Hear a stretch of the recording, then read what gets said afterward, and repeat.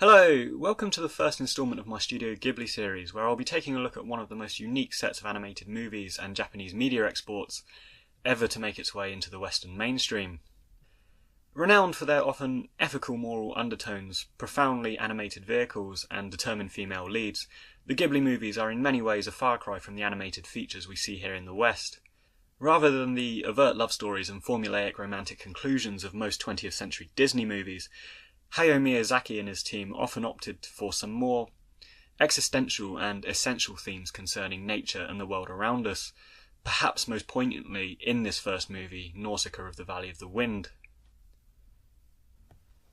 Now, to prefix this series, the chronology of the Ghibli movies is something of a controversy in itself, and at the time Nausicaa was made in 1984, the studio had not officially been founded yet, but it is largely considered canonical with the rest of the studio's movies. Now, some hardcore fans contest this and believe that 1989's Laputa Castle in the Sky is the first official instalment, while others feel that Miyazaki's 1979 feature, The Castle of Cagliostro, warrants this designation.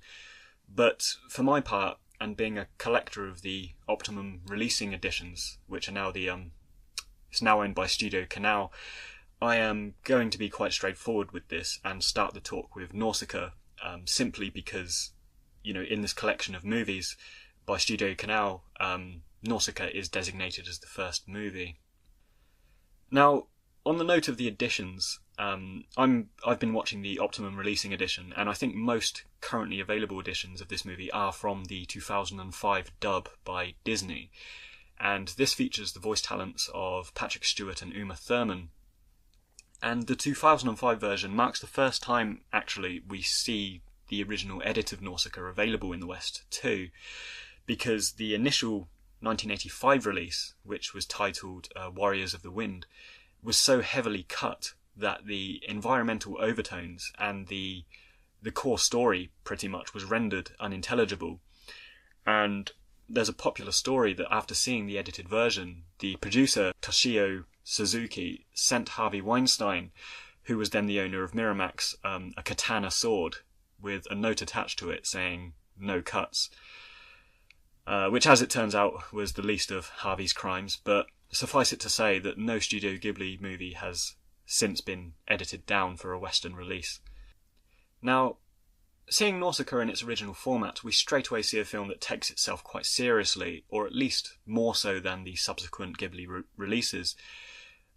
Most Studio Ghibli films have a penchant for humour, whether it's dialogue or visual, alongside their core themes. And indeed, from the outset of Nausicaa, we see a bleak post-apocalyptic realm of poisoned wastelands and monstrous insects that are pushing ever outward into the realms of the dwindling civilizations. The introduction explains to us that this is due to an extinction event known as the 7 Days of Fire, which occurred 1,000 years prior to the story.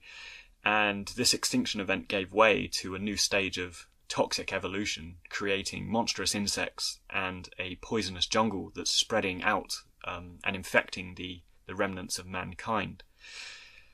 Now, from the outset, we see the eponymous character of Princess Nausicaa ranging the wastelands, ensuring that the insects and trouble is kept at bay. And we also see this cross-cut with her uncle, Lord Upa, who is Patrick Stewart's character. And he's kind of doing the same thing, kind of traversing through these, abandoned, crumbling, towns and cities.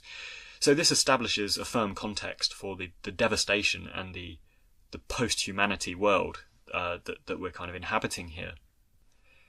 Shortly thereafter, we are introduced to the menacing, power-hungry Tulmikian Empire, who invade the Valley of the Wind in pursuit of a dubious greater good, and also the Pejite Kingdom, who are in this sort of paranoid cold war with the Tulmikians, which I'll elaborate on later.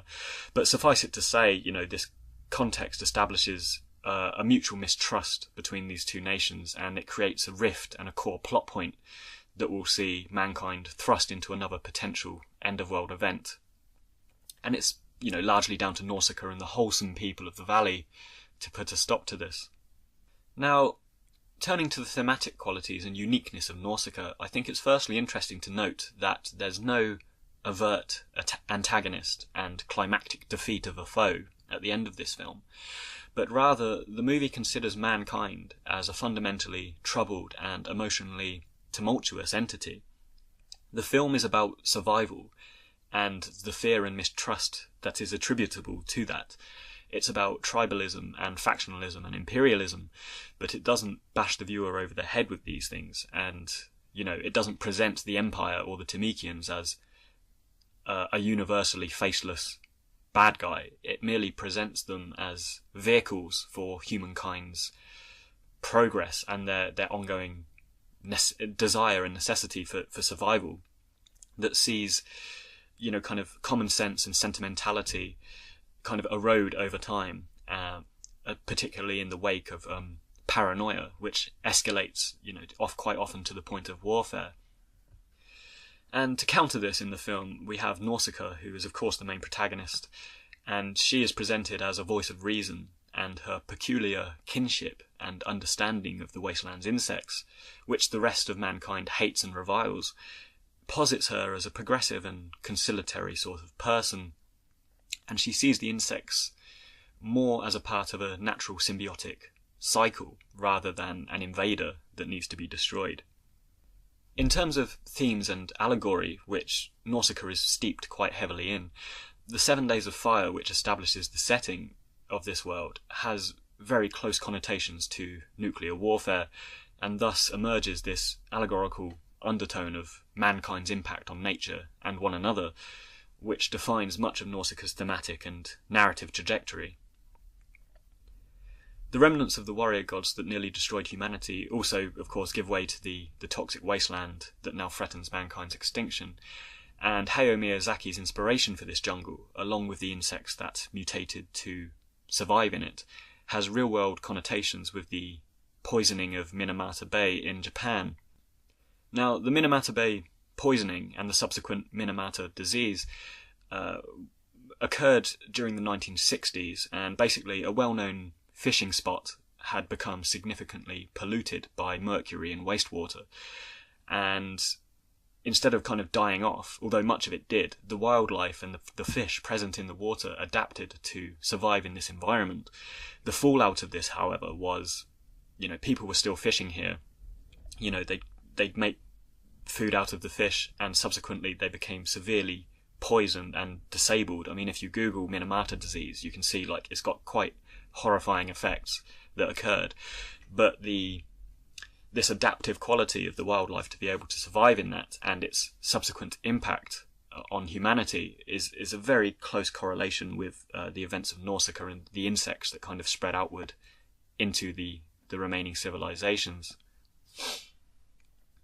Now, just on a note of the insects, which I think are a very important factor of this film, not just in terms of theme and story, but actually aesthetically.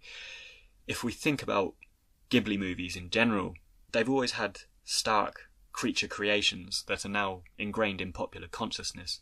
We have No Face from Spirited Away, we have the robots from Laputa, and of course we have Totoro, who is the logotype for Ghibli now. But perhaps the starkest and most menacing of the Ghibli creations is found in this first movie, in the form of the Ohmu insects that defend the toxic jungle, and are initially perceived as the main antagonist of the movie. Now, the Ohmu are giant stoic sentinels that only indicate emotion and intent by the colour of their eyes, which transition from blue to red if they're angered. They are introduced to us as initially quite fearsome and indiscriminate creatures, as we find them pursuing Lord Upa across the wastelands in a fit of rage. And as the story unfolds, the inhabitants of the valley, Pejite and Tormikia, all seem to relate to the Ohmu as the enemy, and with a degree of hostility. However, through the actions of Nausicaa, we come to see that this isn't really the case, and far from it. Although the Ohmu are very defensive of the forest, which is their home, this is inherently for a survivalist purpose. And we later find that, in a very Darwinian evolutionary sense, the toxic jungle they defend is a part of a natural process that distills fresh water deep underground, which permits the growth of plants in the Valley of the Wind. So what we're looking at here is a cycle of life scenario, and importantly, it is in fact mankind who is the aggressive existential threat to the world at large in this symbiotic, mutually beneficial process.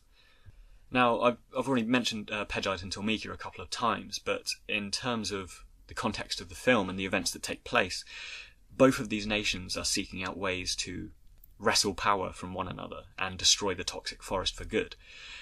Their primary means of doing this comes in the form of a warrior sentinel that they've recovered from a lake, and basically they're trying to weaponize this. And this warrior sentinel is a leftover remnant of the 7 Days of Fire extinction event. But this is interesting because this is almost a fictionalized equivalent of a nuclear arms race, and it's probably prudent to note that Nausicaa was conceived and written by Miyazaki towards the end of the 1970s and into the 1980s, and this is when geopolitical tensions between East and West once more rose, and the second phase of the actual Cold War did come into swing. So there's probably some real-life parallels here, and I think they've fictionalized them quite well in this film, which is to say that although I'm drawing attention to them here because I think it's important to note, I wouldn't say that the movie is preachy about this, and it doesn't hit these high notes of kind of liberal preachiness, and the narrative exists perfectly well in its own universe and as a standalone story that you don't need to apply historical or political connotations to if you don't want to. Now, much like Disney movies, which have a penchant for taking well-known folklore and fairy tales and turning them into romantic children's stories, Studio Ghibli do very much the same thing and tend to draw on folklore novels and Japanese fairy tales as well. Some of these are quite literal adaptations we have, such as Howl's Moving Castle and Tales from Earthsea, and others have a more subtle nod towards folklore, such as Princess Kaguya, and in this case the Japanese fairy tale of the lady who loved insects, or the insect lady. Now, in this Japanese fairy tale from the 12th century, there is a well-to-do lady of the court who is seen to be unladylike by her peers due to her reluctance to groom herself in the fashions of the day and her desire to befriend insects. Now, a clear comparison can be drawn here between this fairy tale and the Princess Nausicaa of the movie, who we find at the beginning kind of ranging the jungle and communicating with these insects. But also, visually and aesthetically, she dresses in a very traditional male and militaristic attire, despite being a princess. And she's very contrasted from the other aristocratic ladies that we see in the movie. And again, in terms of attitude, we see she's very competent at combat and willing to enter into combat, as we see she engages the warring Tormekians in hand-to-hand combat, very close to the beginning of the film. But in terms of the insects, which again, the film hinges around, Nausicaa is the only character in the film that's seen to appreciate the well-being of these jungle insects rather than kill them. She uses a range of techniques to placate them and spare them. Ultimately she bonds with these fearsome Ohmu that I've mentioned previously. And through this, she kind of reveals a side of their nature that has the capacity to feel empathy and, in fact, actually heal mortal wounds, which we see towards the end of the film. And as such, and as I've mentioned previously, there's no real antagonist to be found in this film. As I've mentioned, Nausicaa doesn't have an overt external foe that she has to contend with. And initially it does seem to be the Ohmu, but that's not really the case, as I've just covered. We also have Kashana, who is Uma Thurman's character. And Kashana's very interesting because she seems like one of these kind of antagonistic military figures, but she's a very interesting grey character who has her own agenda and her own internal issues to deal with. Much like Captain Ahab in the novel Moby Dick and Captain Hook in Peter Pan, Kashana has suffered at the hands of a great beast, having lost her arm and other parts of her anatomy to the Ohmu. So now she's consumed by this desire for revenge, which again, we see in Moby Dick and Peter Pan, but she's not necessarily an arch nemesis either. And much the same goes for Pejite, who tend to make some rash and quite immoral decisions in this movie, but with the intention and the result desired being the survival of their population.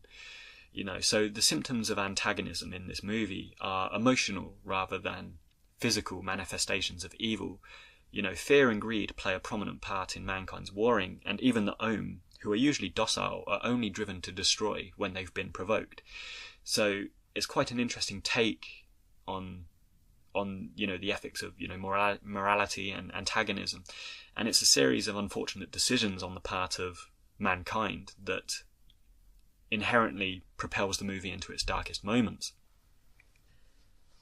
So as such, this makes Nausicaa a fantastic movie.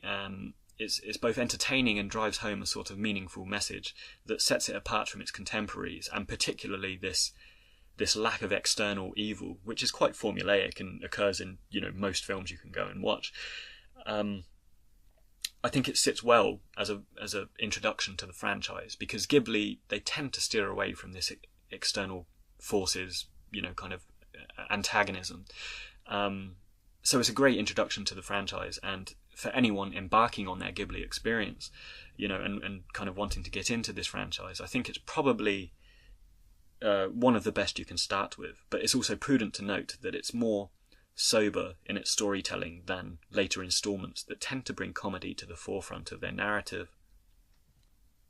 On that note, if you are embarking on your first Ghibli film, the only concern you might have with this is the animation is very slightly dated by today's standards, but I wouldn't say it detracts from the storytelling at all. But in terms of dating, the only thing that ages this film, and it has been a core criticism from other reviews that I've read and watched, is that the movie soundtrack is very 80s in its delivery. It has this electronic organ during its most dramatic moments, and although there are hints of Joe Hisaishi's classical piano pieces shining through, which went on to kind of govern much of the soundtracks of later films, there's not nearly as much of this in Nausicaa, and the music can pull you out of the drama that's taking place at times. So that's been a brief but albeit hopefully quite insightful look at Nausicaa of the Valley of the Wind. If you like my clips, please don't forget to like, subscribe, and of course comment, because I'm always down for replying and discussing these videos in depth. And next time I'll be taking a look at Laputa, Castle in the Sky.